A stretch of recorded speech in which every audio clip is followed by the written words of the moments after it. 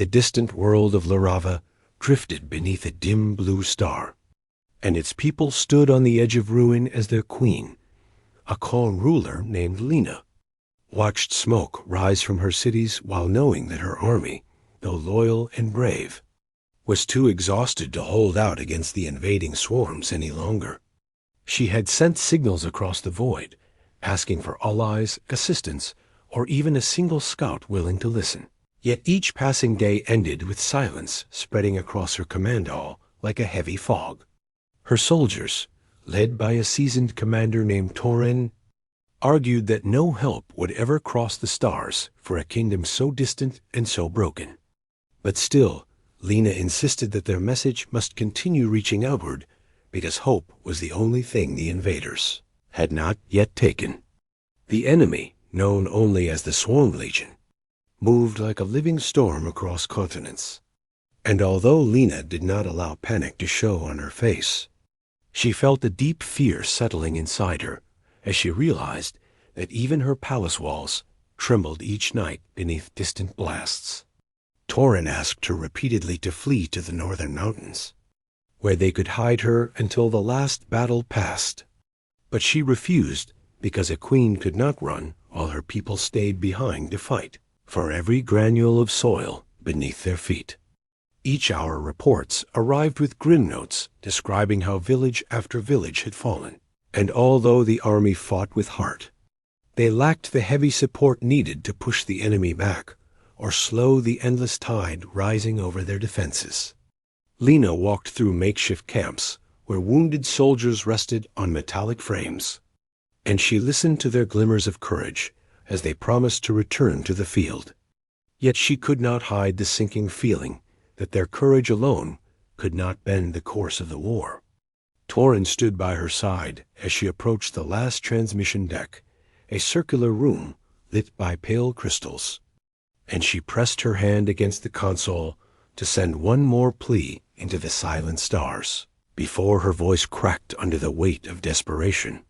Her message was simple, calm, and sincere as she asked for help from any wandering ship or distant colony, explaining that her people had reached the brink and that the loss of their world would send darkness across a region of space that relied on their trade routes for balance. When the signal left the station, drifting toward countless uncertain destinations, Lena closed her eyes and whispered that even if no one came, at least her voice had carried her heart beyond her borders, proving that she had not surrendered without calling out to the cosmos. That night she stood on her balcony, watching the moon rise over the horizon, and she felt the tremble of distant strikes echo through the mountains, making the air shake with a warning that tomorrow might be the day the capital finally fell. Torin walked beside her and spoke softly about how humans were known to roam this region of space, though rarely did they intervene unless their own interests were threatened. Yet Lina wondered whether any species, human or otherwise, would risk their safety for a planet so distant from their star paths. As dawn approached, alarms howled across the capital when the outer shields collapsed, and Lena watched brave soldiers rush to the walls while knowing that their weapons were low on energy, their armor scratched, and their hearts stretched thin after too many battles. Torin urged her to retreat into the reinforced shelter beneath the palace, but she shook her head and walked toward the command bridge because she would not hide from the truth of what was coming, even if the truth was shaped like defeat painted across her throne room. The sky darkened as the enemy ships broke through the last defensive ring, and her army braced to fight on foot with whatever tools remained. Yet at the exact moment, despair began settling across the city. The clouds above them split into a wide path carved open by an approaching vessel. The object that descended from the stratosphere looked nothing like a familiar cruiser, for its hull glowed white and silver, and the engines produced a hum unlike any they had heard, causing Lena to stare upward with surprise as her soldiers paused mid-movement. Torin raised a visor to magnify the view and gasped as he recognized the mark on the vessel's side. a simple symbol used by human explorers to identify long-range scout units, meaning someone had received their message and crossed the void despite the danger. The ship opened a corridor of shimmering light, and from it stepped a single human pilot named Ray, who wore a reinforced suit designed for frontline infiltration, yet carried no heavy weapons, except a compact rifle at his hip and a calm determination across his face. Lena approached him as debris fell from the outer towers, and she asked with a steady voice why he had come alone, to which Ray answered that his fleet was days behind him, but he could not wait because the distress call carried a tone that compelled him to act without hesitation. The Queen felt relief warm her chest for the first time in weeks, and she nodded as Ray asked for access to the battlefield overview, saying he had a plan that might give her army the edge needed to reclaim breathing room until reinforcements arrived. Torin remained skeptical until Ray examined the enemy positions and identified a hidden weakness in the Swarm Legion's formation, pointing out that their power nodes were clustered in a narrow ravine that could be reached by a swift strike from above, causing their network to shut down long enough to disrupt the entire assault.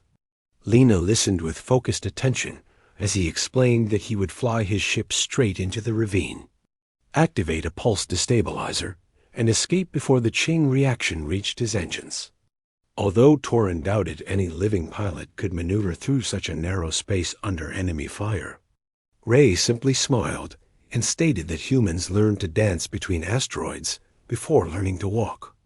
And that confidence brought a wave of energy into the room, making soldiers straighten their backs and believe that survival might still be reachable.